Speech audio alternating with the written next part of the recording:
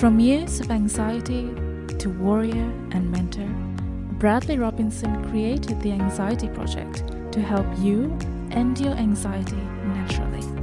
Let's mold the new you and let's end anxiety together. Hello and welcome to the Anxiety Project podcast. I am Brad Robinson. This episode is number 79 and it's a powerful Q&A episode. I love these episodes because I get some great questions and I'm excited to answer them, and I have some really important questions this episode. Every episode there's some important questions, but this episode some really, really good ones, some really good questions. And you can send me your questions via Instagram at Brad's profile or the Anxiety Project Facebook page, or email me if you go to unpluganxiety.com. There's a contact section, and go to the contact section, fill it out, and that'll go directly to my email, and I'll answer your questions. So keep sending them in, and I'll put your question, if you ask for it to be on the Q&A, I'll put the question on the Q&A. If it's just a personal question, I'll answer that too. So I'll answer any questions that you have. And today, I'm just going to jump right in. Today, I got a question from Gina. And she says, how can I calm my anxiety the night before an important event? I have trouble sleeping because I worry over it too much. So she's referring to the event. She's worrying over this event too much, and it's disrupting her sleep. A very powerful question. And this is something I was battling since I was a kid.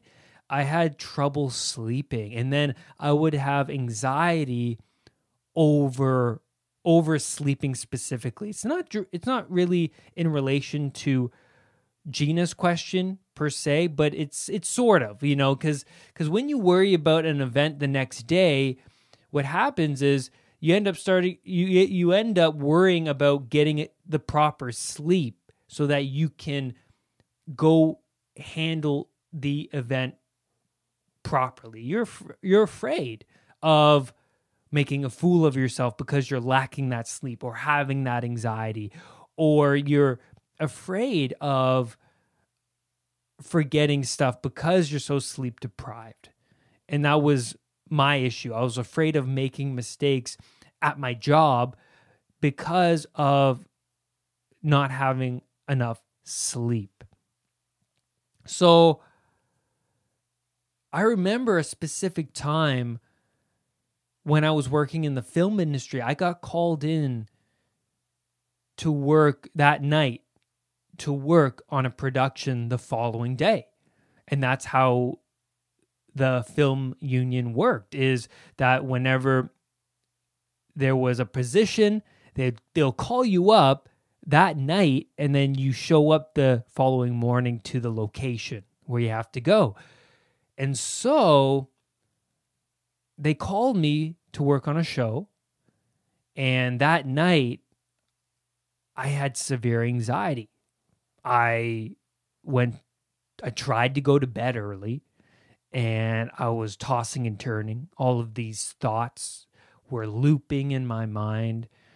And then by 12 a.m., I had a lot of anxiety. I remember pacing in my basement because I was afraid that I wouldn't get enough sleep to perform properly that day. And I was afraid of making a mistake if I was going to arrive late, and how am I going to function properly when I'm in this chaotic state? And how am I going to function properly if I'm lacking sleep? So I'm going to go over ways that'll help you prepare for this event the following day. And I used all of these techniques and strategies. When I got into the camera union, which was a different union from the one I talked about where I had that anxiety, when I got into that camera union, what happened was I had all of these techniques at my disposal. So I was able to handle that chaos, that unknown, that uncertainty much better. I had a structure, and it changed the game. It really did change the game. So I'm going to go over those strategies now. Meditate on how you want the event or the day to go. This is so powerful because it's targeting the unconscious mind directly. The unconscious mind understands images and emotions. So meditate, sit in a quiet spot, close your eyes, breathe deeply, focus on your breathing, and then go through the day from morning until night and visualize how you want that day to go, specifically that event that you're ruminating over. And so visualize yourself waking up, feeling good, feeling happy, confident. Imagine your posture. Just ideally go over the day and imagine yourself at that event, talking to people, smiling, having great posture, breathing slowly and deeply, and engaging in those conversations. And then imagine yourself leaving that event with posture. Maybe you strike a power pose, like with your arms on your waist and your chin up to the sky. Imagine the outcome that you want. And this is sending the right message to the unconscious mind. It's sending the message that this is what Gina wants. This is what Brad wants. And you'll manifest that outcome unconsciously the next day. It's very powerful. Also, plan the day the night before. Make a schedule. I'm going to wake up at this time. I'm going to spend this amount of time eating breakfast. I'm going to leave the house at this time, and I should roughly get to the location around this time. And then maybe I'll have half an hour to meditate in my car or meditate somewhere quiet before the event, and give yourself that time. You want to take your time that day. And this is something I did when I was in the camera union. I would make sure I'd get to the location early. I didn't even care if I got there an hour early. That was great because I got to spend that time meditating, preparing, writing in a journal. It was great. And when you show up early, that means you're not rushing around. You're not activating that stress response, because when you activate that stress, that anxiety, it's harder to tackle that event or that work day. It's just harder because it's harder to think rationally when your anxiety systems are active.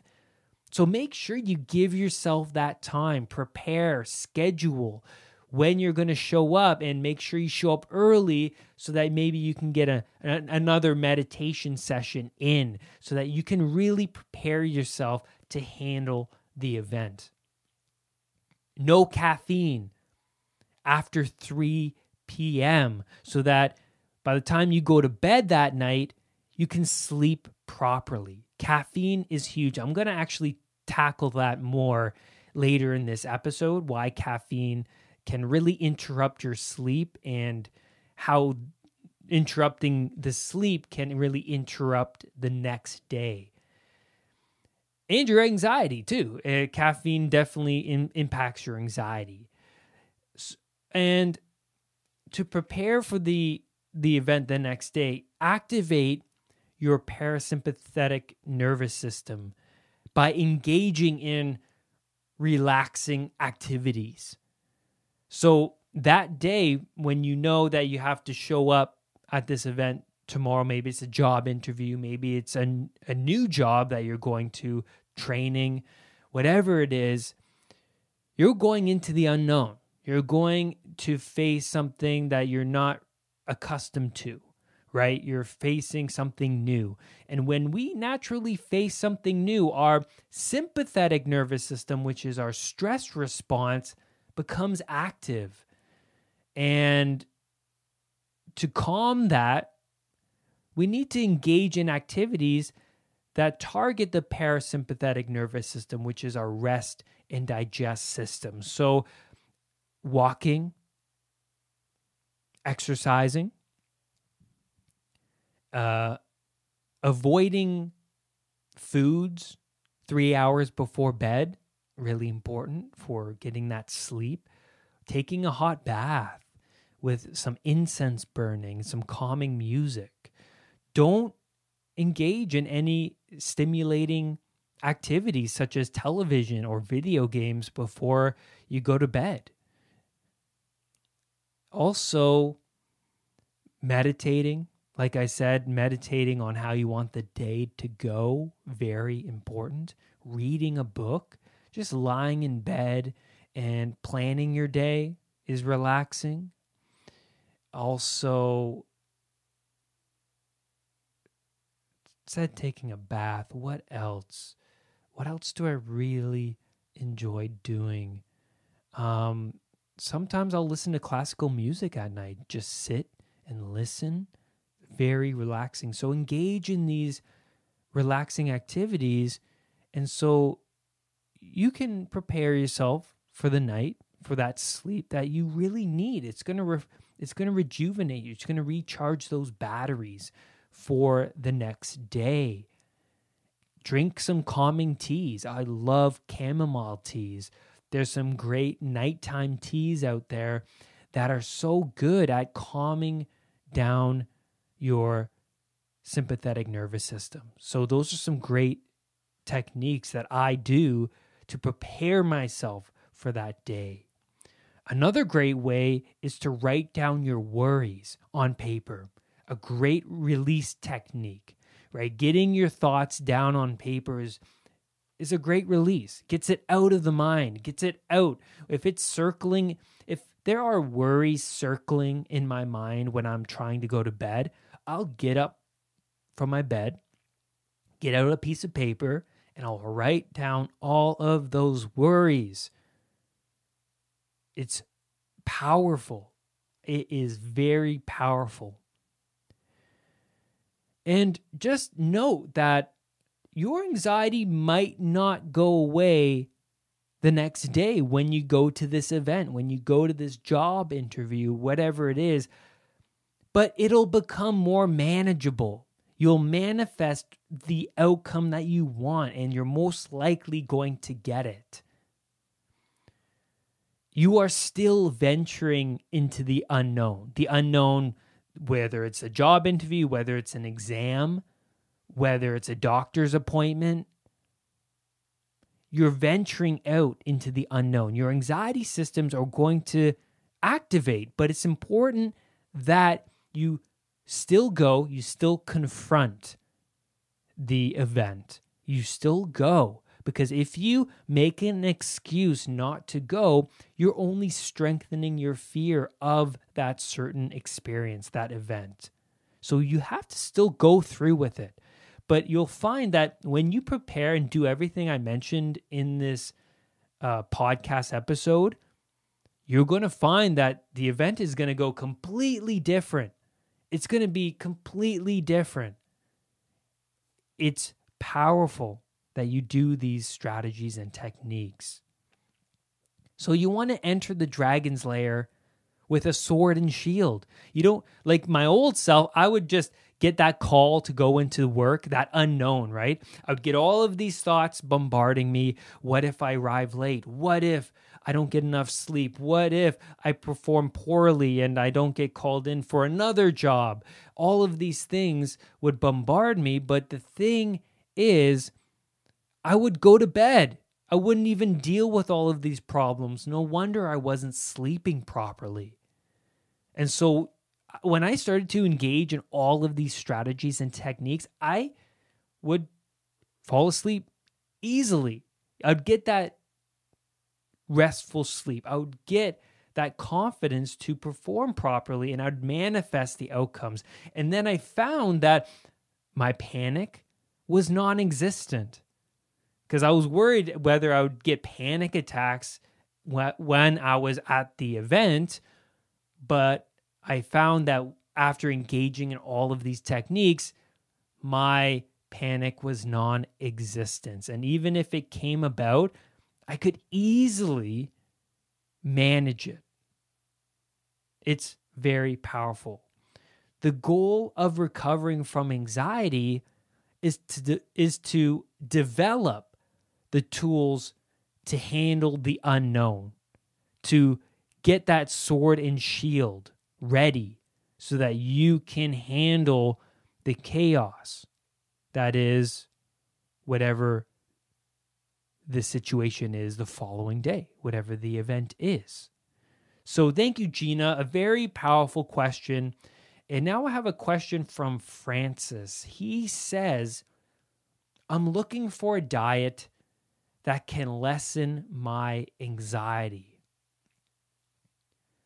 What diet plan is best, and what are you currently on? So for me, diet came later in my recovery. I was doing a lot of CBT, NLP strategies at the beginning of my recovery. And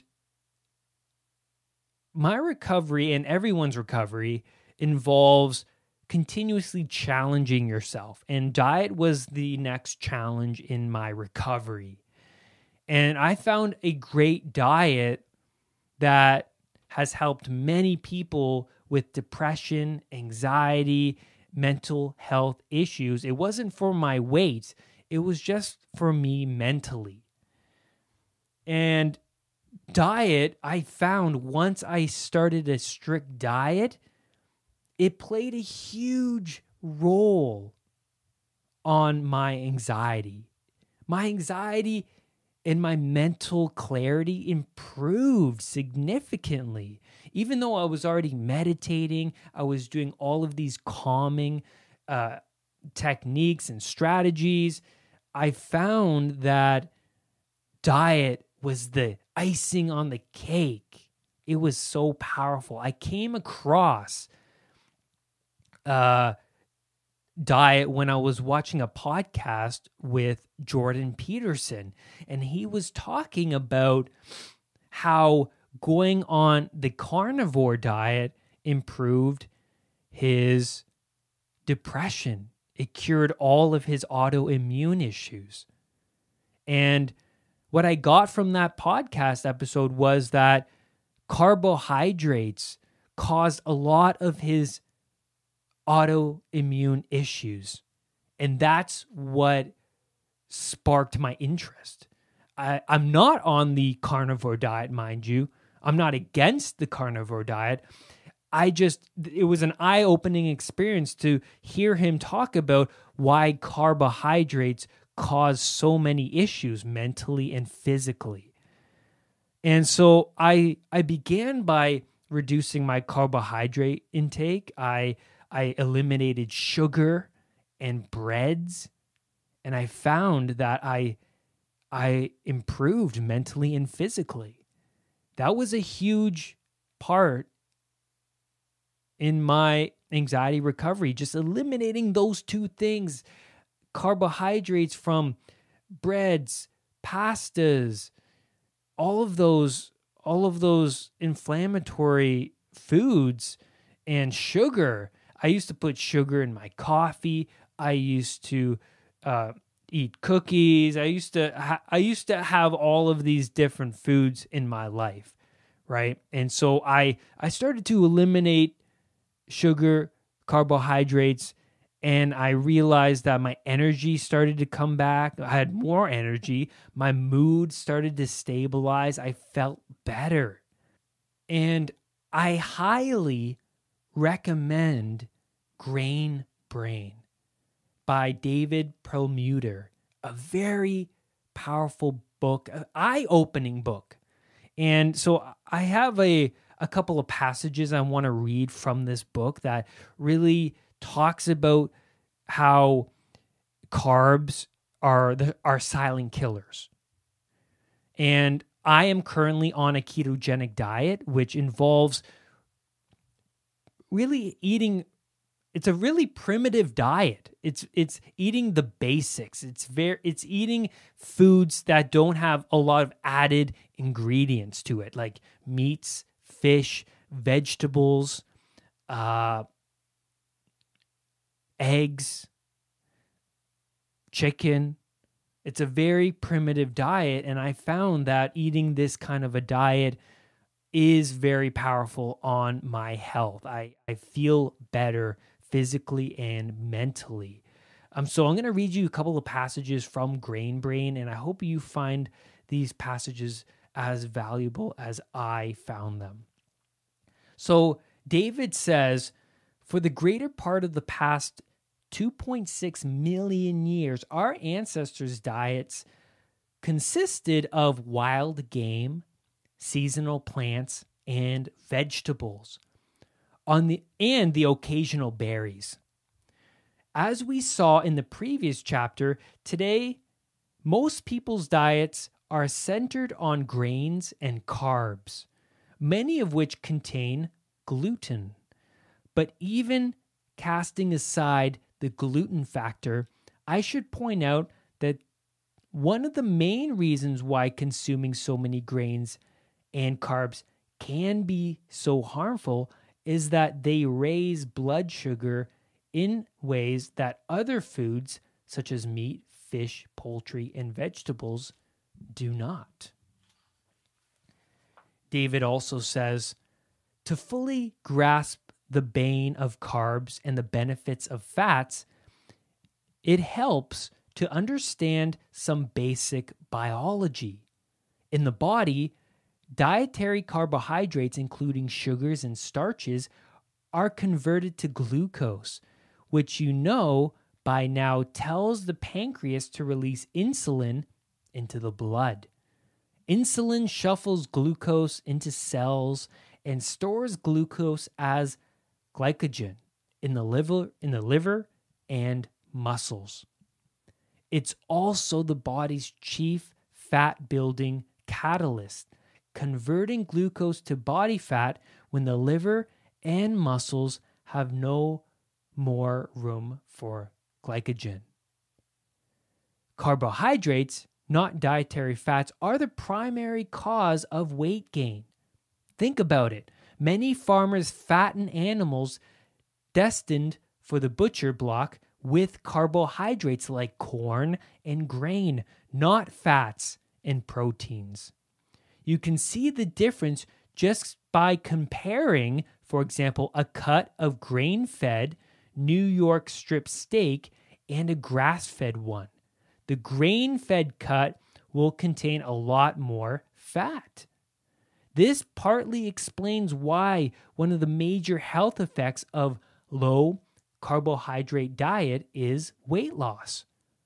Moreover, a low-carb diet decreases blood sugar in diabetics and improves insulin sensitivity. In fact, replacing carbohydrates with fat is increasingly becoming the preferred method for treating type 2 diabetes. Very powerful. And I'm just going to find another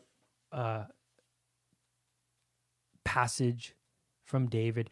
There's a quote from Gary Taubes, and he says, in fact, we can define this mild ketosis as the normal state of human metabolism when we're not eating the carbohydrates that didn't exist in our diets for 99.9% of human history. As such, ketosis is arguably not just a natural condition, but even a particularly healthful one.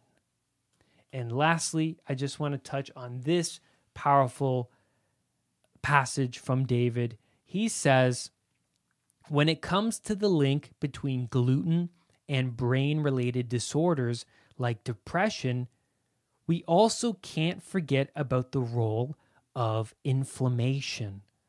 One of the facts that have come to light in the scientific literature more recently is that depression is now considered an inflammatory disorder.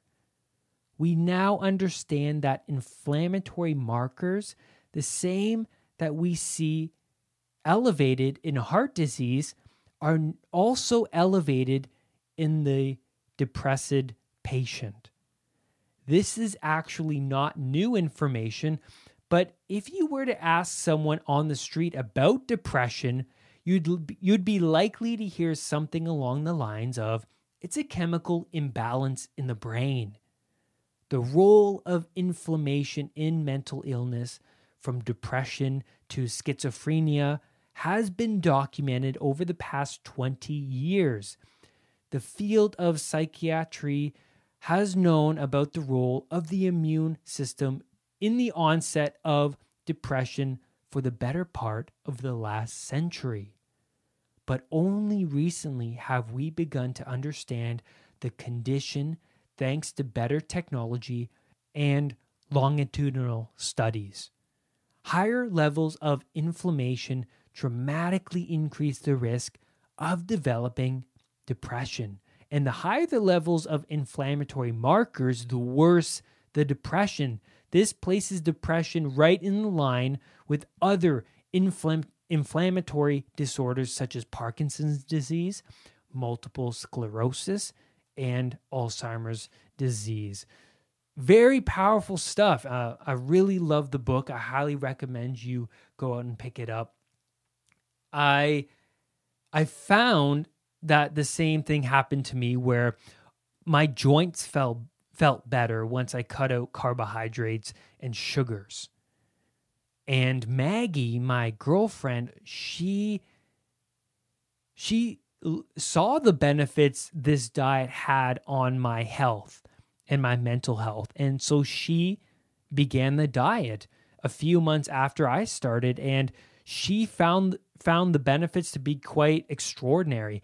She had this ache, this pain in her knee that has been always there since she was young.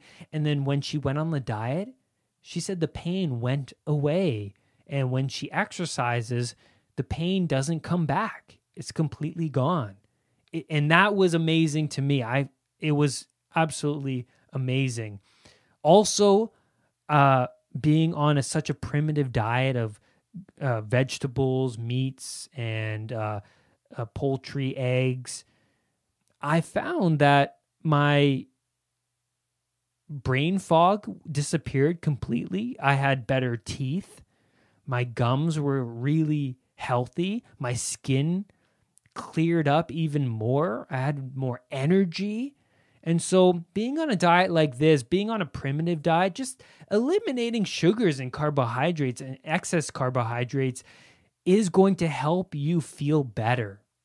Whether you're on a ketogenic diet or not, just eliminating sugar and refined carbohydrates is going to help you feel better. It really does. And you can follow these doctors such as Dr. Berg and Dr. Barry on YouTube, and they talk about the health benefits of this diet, how to start this diet, and what to eat, what's harmful to your health. And so just follow those guys. You don't have to go on a complete ketogenic diet like I did, but I'm telling you, the benefits are so massive. They are massive. And it's absolutely unbelievable how much my anxiety shifted from being like a level 3 to 0. It does make a huge difference. Even if your anxiety is very high, you're going to experience the massive benefits of having such a primitive diet like this one. And so thank you. Thank you, Francis, for sending me this powerful question, something that I don't talk about a lot on this podcast, but is very important. I'm going to make a lot more podcast episodes about this topic about diet, which is very important. So go check out that book, Grain Brain. Go check out Dr. Barry, Dr. Berg on YouTube, and they talk about the ketogenic diet, how to get on the diet, and what's really harmful, and how carbohydrates and sugar is harming us more than we think, how our mental health is being severely harmed by carbohydrates, okay? And last question by Callahan. He says, should you limit activities such as scary movies, vigorous exercise, and drinking caffeine to negate the effects of the fight or flight system? Great question.